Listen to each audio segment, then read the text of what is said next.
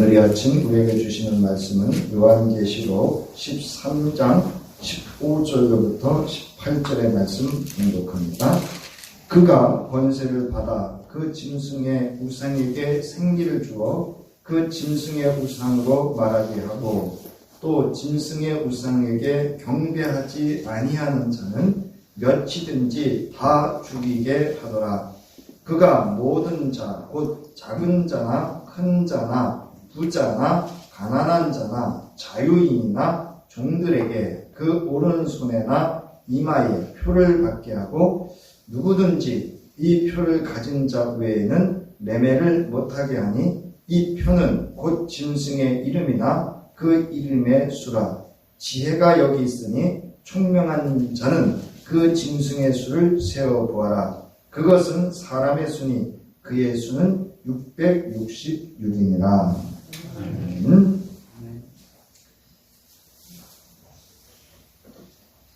오늘 우리가 둘째 짐승의 그 정체성과 그 역할 그리고 그 영향이 그리스도인들에게 어떠한 영향을 미치고 독자들, 그러니까 이 시간, 세대를 초월한 모든 독자들이 어떻게 적용해야 되는가를 오늘 본문의 말씀을 살펴보면서 말씀의 은혜를 나누도록 하겠습니다. 15절에 보면 저가 권세를 받아 그 짐승의 우상에게 생기를 주어 그 짐승의 우상으로 말하게 하였다. 이렇게 말씀을 시작합니다. 저가라고 하는 것은 둘째 짐승이고요. 권세를 받아라고 하는 것은 첫째 짐승으로부터 받은 권세를 의미합니다. 그 첫째 짐승을 경배하도록 하기 위해서 둘째 짐승의 그 역할을 하는 데 있어서 그가 이제 우상을 만들고 그 우상에게 생기를 불어넣어 그로 하여금 말을 하게 하는 그런 능력을 행하게 됩니다. 이 15절은 다니엘서 7장 6절의 말씀을 반영하고 있습니다. 그 후에 내가 또 본즉 다른 짐승, 그 짐승에게 또 머리넷이 있으며 권세를 받았더라. 그러니까 이제 여러분 아시죠? 이제 이 배경에는 용이라고 하는 사탄이 존재하고 있고 그 사탄을 대신해서 첫째 짐승, 또 둘째 짐승 그 역할이 있습니다. 첫째 짐승은 이제 우리가 말하는 제국의 황제를 암묵적으로 상징하고 있고요. 둘째 짐승은 그 황제를 신격화시켜서 그를 숭배하도록 경배하도록 하는 그런 추종자들이거나 또는 그에 따른 제사장들을 의미하고 나가서는 그에 속한 이렇게 충성하는 자들 있잖아요. 와인에서 충성하는 속국에 속한 그런 이들이 둘째 짐승의 역할을 이제 대신해서 하는 것을 알 수가 있습니다. 자, 여기 이제 생기라는 단어인데요. 그 생기라는 단어는 아주 중요한 우리 그 단어입니다, 사실은. 그래서 좀 살펴보면요, 헬라적인 의미로는 생명, 그러니까 어떤 존재의 생명인데 혼이 있는 생명, 그러니까 영혼이라고 하죠.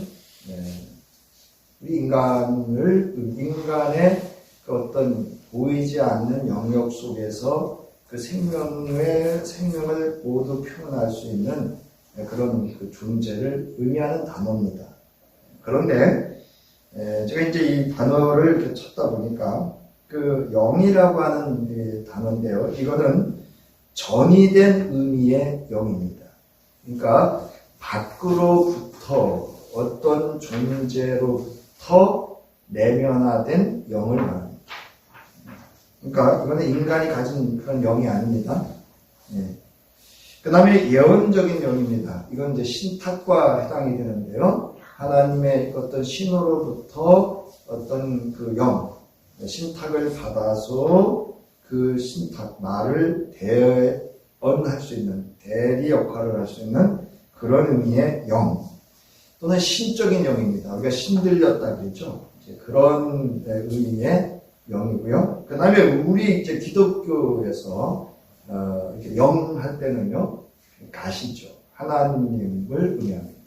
그래서 우리가 이제 하나님의 영 또는 예수의 영, 말씀의 영 또는 성령 할 때 그 영은 말 그대로 하나님 그 존재 자체를 의미하는 단어로 쓸 때 이 단어가 쓰여진다라고 하는 것을 여러분들이 기억을 하셔야 됩니다. 그런데 이거는 이 문맥상의 그 문맥을 잘 살펴서 이 사탄도 영적으로 존재하기 때문에 이것을 우리가 잘 단어를 분별해야 된다. 그래서 이 푸뉴마라고 하는 단어는 우리 기독교 용어의 아주 중요한 단어임을 여러분이 기억하시고, 이제 이 단어가 헬라적인 발전도 있지만 비헬라적, 그러니까 헬라적인 그 어원과 관계없이 유대교와 기독교에서 이 단어가 지금 말씀드렸듯이 이렇게 그러니까 종교화된 거죠. 신앙화되어서 표현되어졌다는 겁니다. 자, 그런가 하면 또 이 외에도 주술사들이 마법을 통해서 행하는 이제 선과 악, 여기서 말하는 선과 악은 선이라고 하는 건 세상을 기준으로 하는 선이고요. 악이라고 하는 것은 세상과 하나님 앞에 행하는 모든 악입니다. 그래서 그런 의미로 주술적 세력을 뜻하는 단어로 발전이 되었다라고 하는 것을 우리가 기억하시면 좋겠습니다. 자, 이제 오늘 이것처럼 이제 권세를 받아서 그 짐승의 우상에게 여기 그 짐승은 첫 번째 짐승입니다. 그 첫 번째 짐승에게 생기를 불어넣고 말을 하게 하는 이것은 요한계시록 11장 11절에서 하나님께로부터 생기가 그들 속에 들어가매 그들이 발로 일어서니 구경하는 자들이 크게 두려워하더라. 그래서 이제 두 증인이 하나님의 선지자적인 사명을 감당하기에 앞서서 하나님께서 그들에게 생기를 불어넣었다는 거죠. 여러분, 하나님께서 생기를 불어넣은 때가 언제죠? 태초에 인간을 창조하시고 그 후에 뭐를 불어넣으셨어요? 생기를 불어넣으셨죠. 하나님의 생명을 불어넣으셨습니다.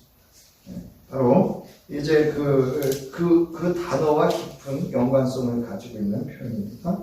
이거를 모방한 거예요. 그러니까 신격화시키는 겁니다. 저 고대 세계에는 이제 여러분 어떤 상이 있잖아요. 이게 바위일 수도 있고 돌일 수도 있고 여러 가지 상들이 있어요. 사람이 만든 어떤 이미지, 형상을 의미하는데요. 이것이 이제 혼자 이렇게 돌아간다거나 소리를 낸다거나 운다거나 말을 한다거나 이런 여러분 설화들이 있습니다. 심지어는 2000년도에도 그런 일들이 있었는데요. 피눈물을 흘리는 마리아상, 여러분이 들어보셨을 때 이제 성지순례를 하다 보면 그런 데가 있어요. 어디 가면 바위가 유독 이렇게 반질반질합니다. 근데 그 바위가 반질반질한 이유는 그 바위가 어느 때에 눈물을 흘렸다. 또는 피가 나왔다. 그렇게 해서 그것을 이렇게 무생물이잖아요. 거기다가 생기를 불어넣는, 그래서 그거를 살아있는 신상화시키는 그런 교리들과, 그러니까 사람이 만든 어떤 우리가 말하는 형상, 우상들이죠. 그 형상들을 통해서 마치 그 형상들이 이렇게 생명을 갖고 이제 그의 입을 통해서 신탁, 신의 음성으로 듣게 하는, 말하게 하는 그런 일들을 하는 중요한 고대 마술의 세계를 이제 반영하고 있는 그런 법문입니다. 자, 그래서 마술사들은 우상을 만들고 그 우상에게 생기를 불어넣기 위한 거짓 마술을 통해 신상에 생명을 부여하는 의식을 행했다는 거예요. 그래서 기독교 발생 이전에 이미 바빌로니아라고 하는 그들은 신상들에게 생명을 부여하기 위한 의식들이 있었고, 보다 더 이르게 애굽에서 신상들을 입으려는 의식을 통해서 생명을 부여하는 그런 의식이 있었고, 미라 있죠. 그 죽은 시체죠. 그 미라들에게도 마술적인 생명 의식을 행했다고 합니다. 또한 이집트에는 우상의 생명을 불어넣고자 시도하는 오랜 전통이 있었고, 우상들로부터 신탁을 얻고자 하는 의도로 의사들이 작은 상에 생기를 불어넣고 주술과 약물을 사용했다라고 합니다. 여기 의사라고 하는 것은 이제 마술사들이죠. 마법사 또는 주술사들입니다. 이 약물은요, 사실은 그 알코올일 수도 있고, 우리가 말하는 이제 요즘 말하는 마약이나 이런 것들, 그 식물을 이용한 그런 약물을 통해서 주술을 행하기도 했습니다. 자, 로마 제국에서 이러한 행위들이 주후 1세기와 2세기에 널리 보급이 되었고, 헬레니즘 로마 세계의 대중적인 견해는 신들이 자신의 신상에 거한다는 것이었다. 그러니까 어떤 형상, 어떤 상이 거기에 생명이 존재하고 그를 통해서 신이 말하게 하는 그런 보편적인 가치를 가지고 있었다라고 하는 겁니다. 이게 이제 오늘 본문에 반영이 된 겁니다. 그러니까 다니엘서와 함께 하나님이 두 증인에게 하나님의 말씀을 선포하기 위해서 생기를 불어넣었던 것을 모방하고 그 시대의 상황을 반영을 해서 그 우상들로 하여금 신격화시키는 그런 권세를 이 둘째 짐승이 행하고 있는 것을 의미합니다. 자, 이런 것들은 실질적으로 이 요한계시록의 저자인 선견자 요한의 그 당대의 신전들과 또 로마 황제 및 총독의 법정에서도 이런 일들이 이루어졌다라는 겁니다. 그래서 사도행전 13장 6절로부터 12절에 보면 바울이 이제 바보라고 하는 곳에 이르러서 그 복음을 전할 때에 유대인 거짓 선지자인 마술사 엘루바라고 하는 이가 우리말로 하면 박수입니다. 우리말로 박수인데요. 바울이 이제 그 당시에 그 총독 서기오가 바울과 함께 그 바울을 통해서 지혜로운 사람에게 복음을 듣고자 했습니다. 그러자 이 엘루마라고 하는 이가 이제 그 회방을 하죠. 그래서 그것에 대해서 이제 바울이 책망을 합니다. 모든 거짓과 악행이 가득한 자요, 마귀의 자식이요, 모든 의의 원수요, 주의 바른 길을 굳게 하기를 그치지 아니하겠느냐. 보라, 이제 주의 손이 내 위에 있으니 네가 맹인이 되어 얼마 동안 해를 보지 못하리라. 그러자 그 말이 떨어지자마자 즉시 그의 눈에 안개가 끼고 보지 못해서 도움을 자기를 도와줄 사람을 구하는 이제 그러한 이야기가 사건이 기록되어져 있습니다. 이처럼 이 당시에 그 로마와 그 지방에 이런 일들이 이제 신격화, 그 총독이나 또는 황제나 이런 일들을 또 신격화시키는 이런 거짓 선지자들, 마술사들, 주술사들이 있었다라고 하는 겁니다. 자, 그 짐승에게 생기를 주어 첫째 짐승의 우상이 그 우상의 배후에 있어서 명령을 내리는 참신을 대표함을 둘째 짐승이 백성들에게 설득력 있게 보여주었다는 점을 비유적으로 표현하는 겁니다. 그러니까 무슨 얘기냐면, 여러분, 우리에게 참신은 누구밖에 없어요? 하나님 한 분밖에 없지만 이 둘째 짐승이 그 첫째 짐승을 우상을 만들고 그를 이렇게 신격화, 참신으로 참신이 되도록 이런 이제 큰 이적과 함께 생기와 말을 할 수 있는 능력을 거기에 이제 이렇게 부어주는 거죠. 그 역할을 의미합니다. 자, 그러므로 당시 독자들은, 여기 독자들은 그리스도인들을 의미합니다. 또는 그리스도 공동체를 의미하는데요. 이 짐승이 신의 능력에 의지하여 이적들을 행하는 것이 아니라, 세 번째 페이지입니다. 마귀의 마술적인 힘을 통해 이적들을 행하였다는 것을 깨달았을 것이다, 알았을 것이라는 겁니다. 그러니까 주술사들이 행하는 그 행위가 황제나 또는 우상, 신격화시키는 그런 일들을 행하고 있음을 당시의 독자들이 깨달아 알 수 있었다라는 겁니다. 자, 13장의 초시간적 특징, 그러니까 역사를 초월한 그 의미를 의미합니다. 그러니까 과거, 현재, 미래 다 해당되는 의미입니다. 우상은 그 당시에게만 적용된 것만이 아니라 어느 시대든지 하나님의 진리를 대신하는 모든 것이 포함된다라는 것을 우리가 기억해야 된다라는 거죠. 이런 주술행위는 오늘 이 시대에도 이루어지고 있죠. 우리가 이거를 경계해야 된다라고 하는 겁니다. 자, 그 짐승의 우상을 말하게 했다. 그것은 그 짐승은 첫 번째 짐승을 말하고요. 고대인들에게 말을 하는 신상은 곧 신탁을 내리는 신상이었다. 우리도 하죠? 무당들 굿할 때 보면 신탁하잖아요. 신이 들리고 신탁을 하는 그런 것을 의미합니다. 자, 여기 말한다라는 것은요, 이거는 히브리어에는 두 단어로 표현하는데 여기 역시 그 두 단어를 합한, 그러니까 말을 하면 결과가 나타나는 그런 예수 그리스도께서 말씀을 선포하실 때 썼던 단어입니다. 그 단어를 써서 마치 그 우상이 말하는 것이 신이 말하는 것과 같은 그런 의미를 담고 있는 표현입니다. 자, 거짓 선지자는 적그리스도의 형상이 마치 살아있는 것처럼 꾸며서 그 형상이 말하는 것처럼 보이게 할 것입니다. 이는 일반적인 우상과는 정반대되는 모습이다. 그러니까 이 당시에 이제 우상이 있단 말이에요. 저희 보세요. 우상이 있는데 지금 이 둘째 짐승은 그 우상에게 생기를 넣고 말하게 하는 그런 신격과 신을 만들고 있고, 또 다른 우상은 그냥 우상이에요. 사람들이 그냥 찾아가서 빌고 바라고 원하는 것들을 하는 그런 우상이라는 거죠. 무슨 얘기인지 아셨죠? 그러니까 뭐 우리 비유로 말하면 성황당 같은 거죠. 성황당 같은.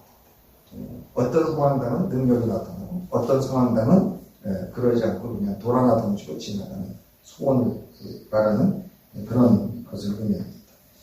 자, 여기 이제 시편과 이 하박국서에 말하는 이제 신격화되지 않은 우상을 의미합니다. 근데 지금 오늘 이제 이 15절에 나타난 이 우상은 신이 되어지는 우상을 말합니다. 자, 이도 앞서 설명하였듯이 하나님께서 죽임을 당했던 두 증인들에게 생기를 주셨으며 사람에게 말할 수 있는 능력을 주셨다는 것을 이제 모방을 함으로 해서 이 우상이 마치 하나님이 되어지는 그런 것을 표현하고 있는 겁니다. 땅에서 올라온 둘째 짐승은 우상을 만들고 그 우상에게 생기를 주며 말할 수 있는 능력을 부여함으로써 이 짐승이 신들의 대리자임을 드러내고자 하는 의도로 행하는 능력들이 실제로 그 배후에는 용으로부터 권세를 받은 주술사로 인해서 그것이 나타나도록 한다라는 겁니다. 이게 왜 지금 이제 거듭 이걸 이야기하냐면 이 주술사들이 이제 기독교인들을 박해하기 때문에 그렇습니다. 자, 그리고 나아가서 그 우상의 말, 신탁으로 인한 신적 권위를 부여하여 그 우상을 경배하게 미혹하는 것이다. 신이 말했어. 이렇게 해가지고 회중들을 통치하고 지배하고 다스리려고 하는 그런 것을 의미합니다. 자, 또 짐승의 우상에게 경배하지 아니하는 자는 몇이든지 죽이게 하더라. 이렇게 말씀합니다. 자, 우상을 만들고 우상에게 생기를 주고 말하게 한 짐승은 우상 숭배를 거절한 자들을 죽일 수 있습니다. 요한계시록 여러 곳에서 죽음, 즉 사망은 고난을 가리키는 비유적 표현. 이건 두 가지 의미입니다. 하나는 육신의 죽음도 의미하지만 영적인 죽음도 함께 포함한 것으로 고난을 상징할 때 죽음이라고 하는 단어를 요한계시록 여러 곳에서 비유적으로 표현하고 있습니다.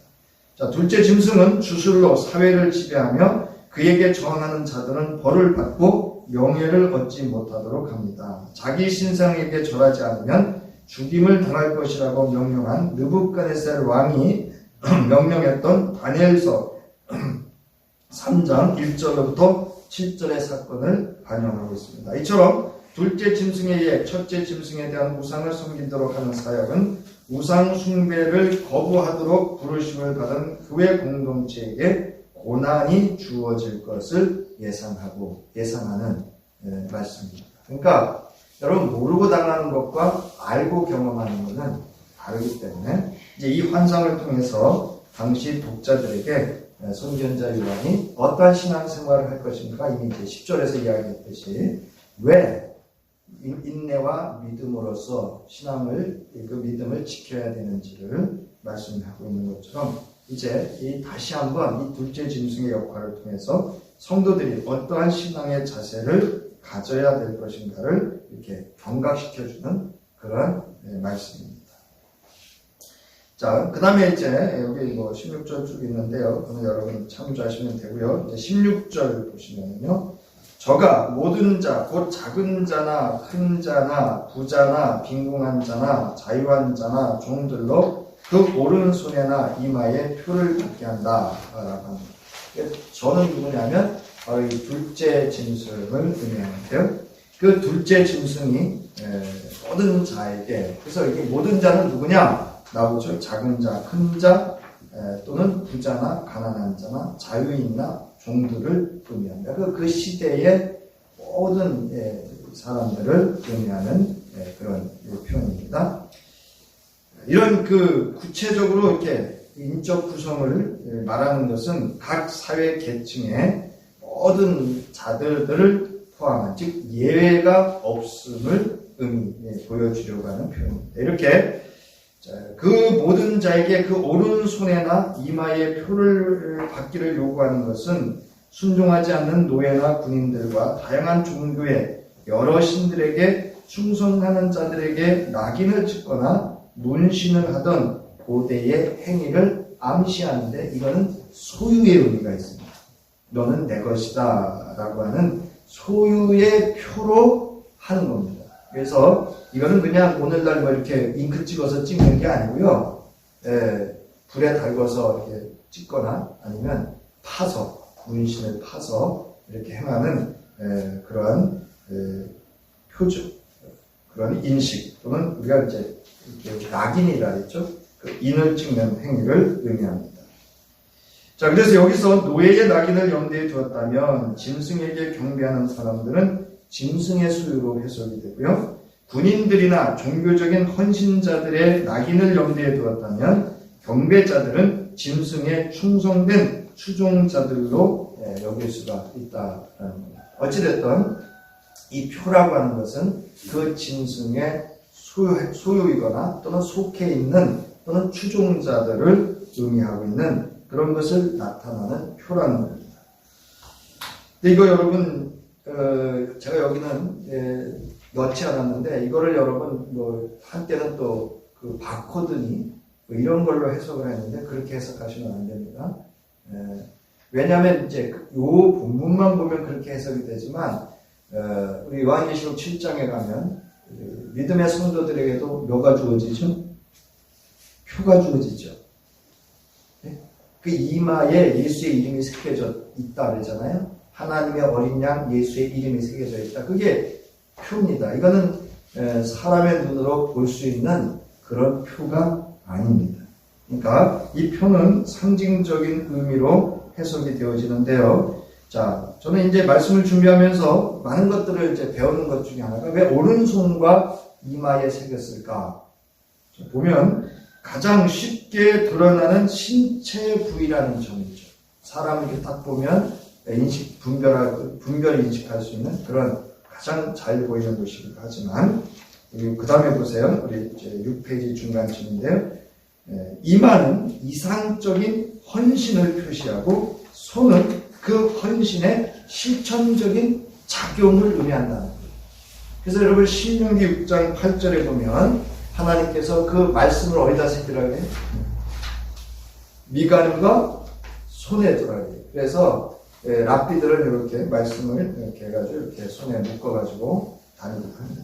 그것은 여기 있는 것처럼 헌신과 실천적인 작용, 충성을 의미하는 것으로 오른손과 이마라고 하는 곳에 이 표를 새긴다라고 하는 그런 상징적인 의미가 있다라고 하는 겁니다.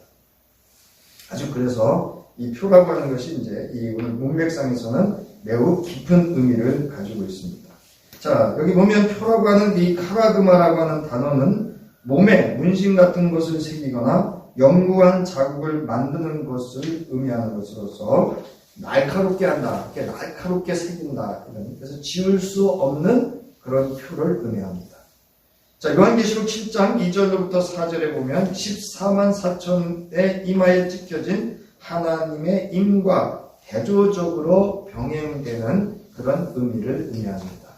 그래서 신자가 하나님의 말씀을 새겨야 할 손과 이마에 짐승의 표식을 받게 하는 것을 이렇게 대조해서 표현하고 있는 그런 의미입니다. 그러니까 저와 여러분은 이마에 하나님의 어린 양 예수 그리스도의 이름이 새겨져 있고, 이들 짐승을 쫓는 자들에게는 짐승이 주는 표를 그 이마에 또는 오른손에 새겼다라는 겁니다. 따라서 둘째 짐승이 이렇게 짐승의 표를 모든 자들에게 받게 하려는 시도는 짐승의 광폭한 탐욕스러움을 드러내는 단면으로 보여줄 수 있고, 그만큼 그리스도인들에게 고난이 필연적으로 발생할 수밖에 없음을 의미하며, 나가서 여기 없습니다만은 그리스도인으로서의 성별된 자가 누리는 하늘의 은혜와 상급, 하나님의 보호하심을 함께 내포하고 있는 그런 메시지이기도 합니다. 자, 17절을 보면 이제 누구든지 이 표를 가진 자 외에는 매매를 못하게 하니 이 표는 곧 짐승의 이름이나 그 이름의 수다 라고 이제 말씀합니다. 여기서 이제 의미가 이제 우리가 이제 17절, 18절에서 이제 이 표의 의미를 살펴볼 텐데요. 자, 여기 보면 첫째 짐승의 이름이다 이렇게 합니다. 짐승의 이름. 자, 선견자 요한은 그 표를 받는 자들은 매매할 수 있고 표를 받지 않는 자들은 시장으로부터 배제되는 한 상황을 묘사합니다. 그래서 여러분 이제 이게 아주 중요한 이야기인데, 이 경우에 로마 정부, 이 당시에 로마 정부는 그리스도인들에게 로마 황제 숭배를 거부하는 대가로 경제적인 제재를 가한 적이 없습니다. 그런데 다만 이것은 각 지방에서 일어난 핍박을 배경으로 말하는 것으로 이렇게 봅니다. 무슨 얘기냐면 로마 정부 자체가 황제를 신격화하려고 하지 않았어요. 그러면 황제를 누가 신격화했냐면 그 속국들이 황제에게 이제 충성하는 그런 의미로서 그 지방에 황제를 우상으로 만들고 그들의 축일이나 어떤 경사가 있는, 그러니까 로마의 경사나 그 지역에 행사가 있을 때 이 황제를 신격화시켜서 거기에 있는 모든 이들이 함께 와서 예배, 그러니까 숭배하도록, 그래 그 의식에 참여하도록 하는 행위를 했다는 거예요. 그래서 그 의식에 참여하지 않았을 때 이제 주어지는 게 그 사회로부터 사회적인 그 정치, 경제, 모든 종교 이 영역에서 배제당했다라고 하는 겁니다. 아주 큰 고난 중에 고난이죠. 어쨌든 지금 이 외라고 하는 것은 배제시킨다라고 하는 건 여러분 아주 결별을 의미하기 때문에 아주 고통스러운 그러한 그 핍박, 박해가 주어지는 것이다 이렇게 할 수가 있습니다. 자, 그 다음에 이 17절의 표는요, 여기 나오죠. 매매라고 하는 것으로서 그 계약에 쓰인 황제 인장과 동전 앞면에 있는 로마 통치자 화상에 사용되었던 그러한 그 표를 의미합니다. 만약 이 배경이 요한계시록 13장을 기록할 때에 이것이 이제 반영이 되었다고 한다면 이 표가 국가의 종교적 요구에 따르는 사람들에게만 주어진 정치적, 경제적 인증임을 암시한다는 비유적 사상으로 이 표현이 되어지는 거지만, 여기서 이제 의미하는 것은 앞서 말씀드렸듯이 로마가 그렇게 황제를 신격화시켜서 그리스도인들을 박해하지 않을 때였기 때문에 그 지방에 소아시아 지역에 이제 이 버가모에도 가면 이런 신전들이나 이런 흔적이 있다 그래요. 그래서 이것은 그리스도인들이 경제적 거래에 통상적이면서도 우상 숭배적인 수단을 사용하기를 거부함으로 인해서 이 표는 그리스도인들에게는 고난의 표로 이렇게 해석이 되어집니다. 자, 표받기를 거부하는 사람들은 매매를 할 수가 없었고요. 이것은 그리스도인들에게 경제적 조치가 취해졌음을 암시하는 요한계시록 2장 9절과 6장 5절로부터 6절을 이게 담고 있는 그런 표현입니다. 그래서 요한계시록 2장 9절에 보면 내 환난과 궁핍을, 그래서 소아시아의 7교회에서 이 경제적인 활동에 제재를 받았던 것을 알 수가 있고, 6장 5절로부터 6절은 이제 이 표로 인해서 고난이 있을 거라고 하는 것을 암묵적으로 또 이렇게 증거한 그런 말씀이기도 합니다. 자, 그러나 여기 이제 나오죠.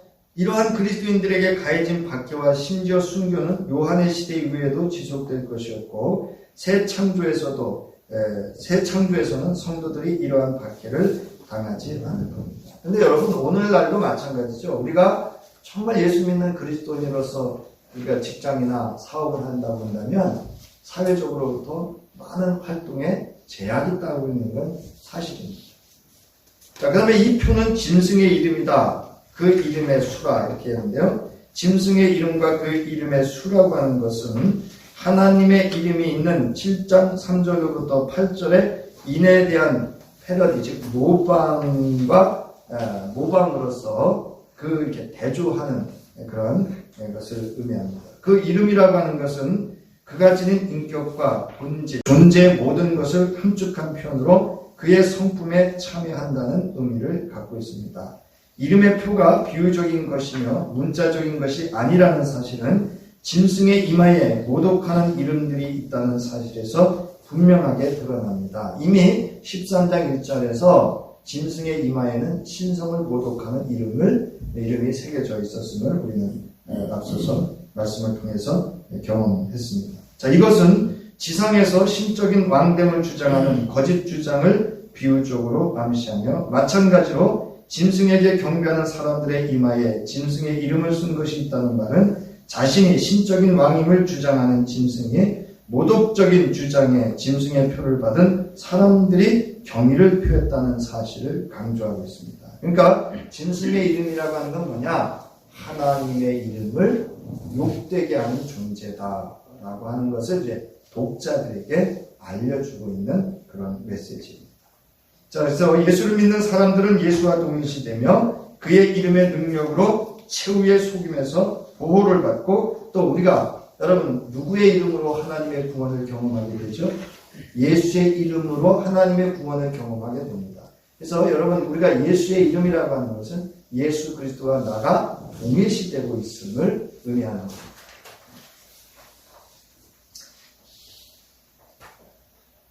자, 마지막 이제 10회죠. 자, 그러나 그리스도를 믿지 않는 사람들은 짐승과 동일시되는 사람들이며 마귀의 권세에 휘하여 있고 짐승의 속임을 피할 수 없습니다. 그들이 짐승과 동일시됨으로써 이승에서는 일시적 번영을 누릴 수 있을지 몰라도 그들은 마침내 영원한 사망의 심판을 받게 될 것입니다. 요한계시록 14장 9절부터 11절. 그러니까 궁극적으로 이 말씀은 하나님의 백성에게는 하나님의 구원하심을, 짐승의 표, 이름의 표를 가진 자는 하나님의 심판이 있음을 드러내고 있는 그런 말씀입니다. 자, 이 표는 그리스도와 짐승을 따르는 사람들 모두 그들의 지도자들의 형상으로 인침을 받는다는 것을 의미할 수도 있습니다. 그 표가 역사적으로 정확히 어떤 부류의 사람들을 지시하시는지는 분명치 않지만 중요한 것은 그것이 사탄적 특성을 지닌 짐승과 영적으로 동일시된다는 점을 기억하셔야 됩니다. 이거 왜 그러냐면 이제 오늘은 여기까지 할 텐데요. 18절에는 666을 해석할 때 아주 중요한 의미가 있기 때문에 이 말씀을 드리는 겁니다. 자, 여기서 사탄의 이름과 그 표는 마귀에게 속한 사람들이라는 것과 영원한 심판을 받게 됨을 아주 이렇게 부각해서 독자들에게 강조해서 말씀하고 있는 그런 것입니다. 그러니까 이것에 대조해서 말씀드리면 예수 그리스도의 이름으로 말미암아 구원받은 주의 백성은 하나님의 보호하심 속에서 이기는 자에게 주시는 하늘의 상급이 있음을 다시 한번 강조하고 있음을 거기서 말씀하고 있는 겁니다. 이 한 주도 여러분, 나는 예수 그리스도의 이름을 가진 자예요. 예수 그리스도의 이름이 내 이마에 새겨진 존재로서 예수와 동일시된 존재입니다. 저와 여러분을 통해서 이 한 주도 예수로 증거되어지는 한 주 되기를 주님의 이름으로 축원합니다. 이제는 우리로 예수의 이름으로 이 땅으로 예수가 되어 살아가기를 바라고 원하여 독생자 예수를 기꺼이 이 땅에 보내주시고 우리를 구원하시기 위하여 십자가에 죽으시고 장사한 지 사흘 만에 부활하셔서 우리에게 영원한 생명을 주신 하나님의 무한하신 사랑과 인간의 몸을 입고 이 땅에 오셔서 기꺼이 나 같은 죄인을 위하여 구원하시고 하늘에 이름표를 새겨주신 예수 그리스도의 구속의 은혜와 이제 험난한 이 어둠의 세상 속에서도 예수 그리스도에 향한 그 믿음으로 승리하기를 위하여 우리의 도움자가 되어주시고 감동감화 역사 능력이 되어주시는 성령의 함께하심 이제 한 주 예수의 이름으로 새겨진 존재로서 예수가 되어 예수의 증인으로 살아가기를 결단하는 저희들과 가정과 기업과 삶 위에 이제로부터 영원히 함께 하시기를 간절히 축원하옵나이다. 아멘.